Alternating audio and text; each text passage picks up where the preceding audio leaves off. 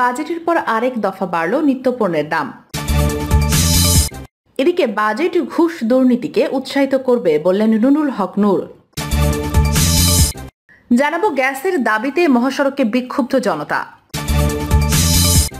আরো জানাবো আওয়ামী লীগের অর্থমন্ত্রীদের ভিক্ষার ঝুলি নিয়ে ছোটার নজির নেই বললেন কাদের। এবং সর্বশেষ জানাবো কালো টাকা সাদা করার সুযোগে দুর্নীতি আরও বাড়বে বললেন জমির উদ্দিন সরকার। শুনছিলেন সংবাদ শিরোনাম, এবারে বিস্তারিত। বাজেট ঘুষ দুর্নীতিকে উৎসাহিত করবে বললেন নুরুল হক নূর। গণ অধিকার পরিষদের সভাপতি নুরুল হক নূর বলেন, বাজেটে বৈধ আয়ে কর দিতে হবে 30%, আর লুটপাট ব্যাংক ডাকাতির মাধ্যমে অর্জিত অবৈধ আয়ে দিতে হবে 15%। এভাবে সরকার লুটেরাদের পৃষ্ঠপোষকতা করছে। এই বাজেট সাধারণ মানুষের জন্য নয়, এই বাজেট আজিজ বেনজিরের মতো লুটেরাদের জন্য। সংবিধানের 20 নং অনুচ্ছেদ আছে, অনুপার্জিত আয় কোনো ব্যক্তি ভোগ করতে পারবে না। তাহলে এক কথায় এই বাজেট ঘুষ দুর্নীতিকে উৎসাহিত করার সংবিধান বিরোধী বাজেট। নুরুল হক নূর বলেন, দুর্নীতি রাষ্ট্রের রন্ধ্রে রন্ধ্রে ছড়িয়ে পড়েছে। দেশে নির্বাচন, ভোট, গণতন্ত্র না থাকায় জবাবদিহিতাহীন সরকার প্রতিষ্ঠিত হয়েছে। আর সরকারের জবাবদিহিতা না থাকায় দুর্নীতি এখন স্বাভাবিক বিষয় পরিণত হয়েছে। বলতে গেলে দুর্নীতি এখন প্রাতিষ্ঠানিক রূপ লাভ করেছে। হাসপাতালের মর্গ থেকে লাশ বের করতেও ঘুষ দিতে হয়। সরকারি এমন কোনো দপ্তর নেই, অফিস নেই যেখানে ঘুষ দুর্নীতি নেই। সরকার অবৈধভাবে ক্ষমতায় থাকতে আজিজ বেনজিরদের তৈরি করেছে, এখন তাদের দায় নিতে চাচ্ছে না। ওবায়দুল কাদের বলছেন, আজিজ বেনজিরা তাদের লোক না, অথচ আজিজ বেনজিরদের তারাই প্রমোশন দিতে দিতে সেনাপ্রধান, পুলিশ প্রধান বানিয়েছে। তিনি বলেন, 52, 69, 71 এমনকি দেশে প্রধান স্বাধীনতার পর 90 স্বৈরাচার বিরোধী। এ ধরনের কথা এবং আলোচনার মধ্য দিয়ে কুখ্যাত এ ধরনের কথা এবং বলেছেন বলেও তিনি মনে করছেন। সাবেক প্রধানমন্ত্রী খালেদা জিয়ার বাসভবনে অবরুদ্ধ করেছিলেন, হাজারো মানুষকে নির্যাতন, রক্তাক্ত, গুম করেছেন, অথচ আজকে কোথায় কুখ্যাত বেনজির? দেশ ছেড়ে পালিয়ে গেছে। ক্ষমতা হারালে আওয়ামী লীগের লুটেরাও এভাবে দেশ ছেড়ে পালাবে। তিনি বলেন, এই সরকার বেনজির আজিজ বান্ধব বাজেট ঘোষণা করেছে। 15% কর দিয়ে কালো টাকা সাদা করার এবং শেয়ার বাজারে বিনিয়োগ করার সুযোগ দিয়েছে এই বাজেটে। এই বাজেট ঋণ নির্ভর। বিদ্যুৎ জ্বালানি খাতে ভর্তুকির বদলে উল্টো দাম বৃদ্ধির ঘোষণা করেছে। মূল্যস্ফীতি নিয়ন্ত্রণের কোনো উদ্যোগ নেই। এই বাজেট মরার উপর খাড়ার ঘা। আমরা এই আজিজ বেনজির বান্ধব বাজেট প্রত্যাখ্যান করছি।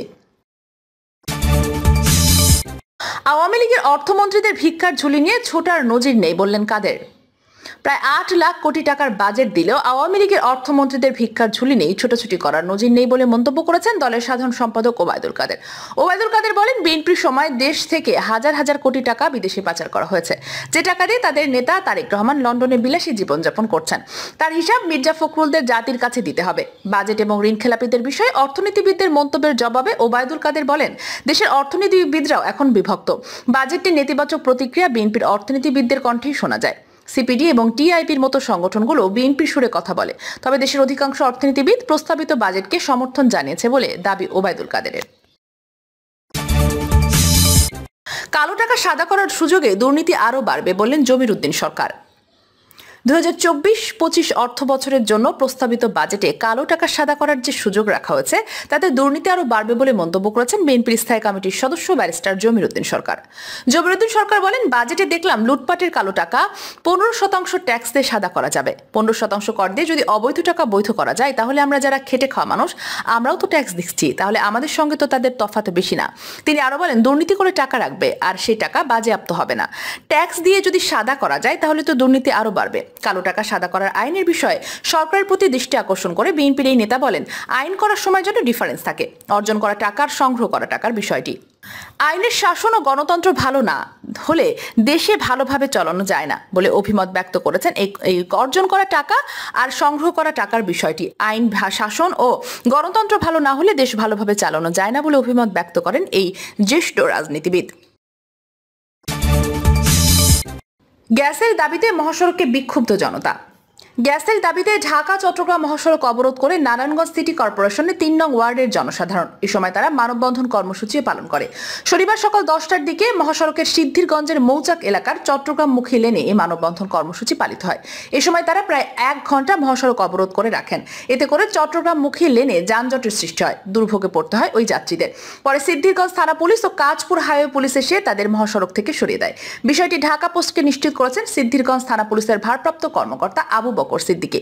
মানববন্ধনে উপস্থিত ছিলেন মাদানীনগর এলাকার সাহানা বেগম, কয়েক বছর ধরে এখানে গ্যাস থাকে না। মধ্যরাতে কিছুটা গ্যাস এলে তখন উঠে রান্না করতে হয়। তিতাস গ্যাস অফিস সহ বিভিন্ন দপ্তরে বহু অভিযোগ করে কোনো ফলাফল পায়নি। আমরা সরকারের কাছে আবেদন করছি আমাদের জন্য যেন দ্রুত গ্যাসের ব্যবস্থা করে দেওয়া হয়। সাহেবপাড়া এলাকার গৃহিণী আফসানা আক্তার বলেন, গ্যাস তো থাকে না বললেই চলে, গভীর রাতে এলে আসে না। তিতাস কর্মকর্তাদের জানালে তারা কেবল আশ্বাসই দেয়, কিন্তু সমাধান হয় না। এ বিষয়ে কাঁচপুর হাইওয়ে থানা পুলিশের সিমরাইল ক্যাম্পের ইনচার্জ AKM শরফুদ্দিন বলেন, এই এলাকায় গ্যাস না থাকায় জনগণ অবরোধ করেছিল। পরে আমরা সেখানে পৌঁছে তাদের বুঝিয়ে সরিয়ে দিই। বর্তমানে যান চলাচল স্বাভাবিক রয়েছে। ওসি মোহাম্মদ আবু বকর সিদ্দিকী বলেন, জনতা সড়কে ওঠার কিছুক্ষণের মধ্যে আমরা ঘটনাস্থলে পৌঁছে তাদের বুঝিয়ে সরিয়ে দিয়েছি। এখন পরিস্থিতি স্বাভাবিক রয়েছে। বাজেটের পর আরেক দফা বাড়ল নিত্য পণ্যের দাম। বাজেটে কিছু নিত্য প্রয়োজনীয় পণ্যের কর ও শুল্ক কমানো হলেও চট্টগ্রামের বৃহত্তম পাইকারি ভোগ্য পণ্যের বাজারে এর প্রভাব নেই। দাম তো কমেইনি, বরং আরেক দফা বেড়েছে। সপ্তাহের ব্যবধানে বেড়েছে আলু ও ডিমের দাম। কোরবানি ঈদের আগে চড়া গরম মশলা, পেঁয়াজ, রসুন, তেল, চিনির দামও। বাজেটে ভোগ্য পণ্যের দাম কমাতে সুনির্দিষ্ট কোনো পদক্ষেপ না থাকায় হতাশ ক্রেতারা। প্রতি বছর বাজেট ঘোষণা হলেই সব শ্রেণীর মানুষের নজর থাকে কোন পণ্যের দাম কমলো আর কোনটির বাড়লো সেটির উপর। বাজেটের পরদিন শুক্রবার ছুটির দিন হওয়ায় চট্টগ্রামের ক্রেতাদের তাই আলাদা আগ্রহ পণ্যের দাম নিয়ে। যদিও সুখবর নেই দামে, বেশিরভাগ ভোগ্য পণ্যের দাম আগের মতোই ঊর্ধ্বমুখী রয়েছে। কিছু কিছু মশলার দাম বাড়িয়ে দিয়েছেন ব্যবসায়ীরা। বাজার ঘুরে দেখা গেছে সবজি, মাছ, মাংস সহ সব ধরনের পণ্যের দাম আগের মতোই রয়েছে। ব্যবসায়ীরা বলছেন, অনেক পণ্য আগের কেনা রয়েছে, তাই বাজেটের প্রভাব বুঝতে আরও কয়েকদিন সময় লাগবে। ভোক্তাদের অভিযোগ, প্রশাসনের তদারকির অভাবে ব্যবসায়ী ও আড়তদাররা সরকার নির্ধারিত দামে পণ্য বিক্রি করছেন না।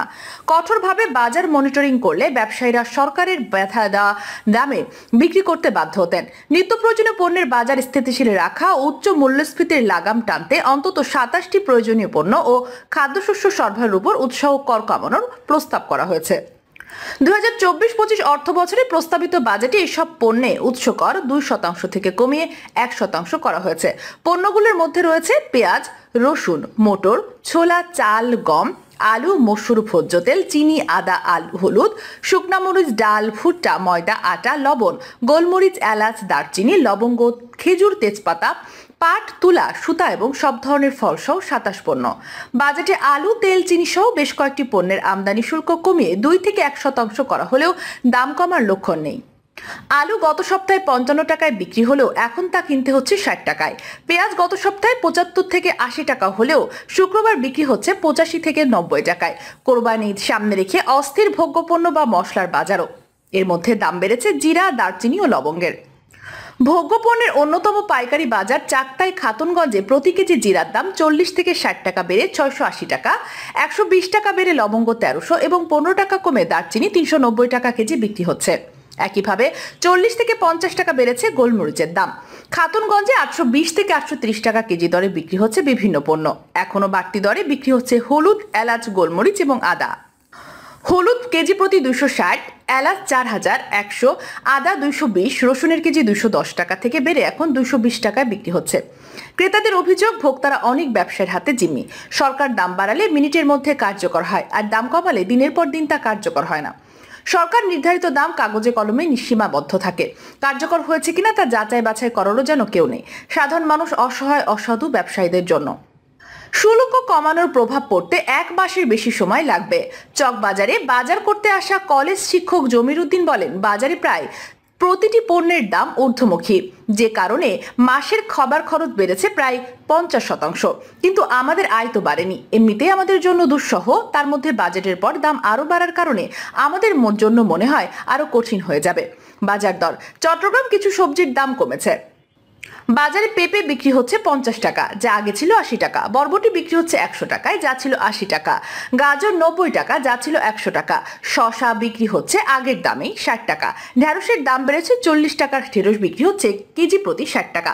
প্রতি কেজি বিক্রি হলে 60 টাকা, যা ছিল 50 টাকা। এছাড়া বেগুন বিক্রি হচ্ছে মানবেঁধে 60 থেকে 80 টাকা। ব্রয়লার মুরগি 200 থেকে 210, সোনালী 330 এবং দেশি মুরগি 600 টাকা কেজি দরে শুক্রবার বিক্রি হয়েছে। গরুর মাংস 800 এবং খাসির মাংস 1050 থেকে 1100 টাকা কেজি বিক্রি হচ্ছে। রুই 260 থেকে 360, কাতলা 320 থেকে 360, মৃগেল 200 থেকে 250, পাঙ্গাস 180 থেকে 220, তেলাপিয়া 180 থেকে 200 টাকা কেজি বিক্রি হতে দেখা গেছে। প্রিয় দর্শক, এই ছিল এখনকার সর্বশেষ সংবাদ। নিয়মিত আপডেট সব সংবাদ পেতে চ্যানেলটি সাবস্ক্রাইব করে পাশে থাকা বেল বাটনটি ক্লিক করে রাখুন। ধন্যবাদ সবাইকে এতক্ষণ সাথে থাকার জন্য।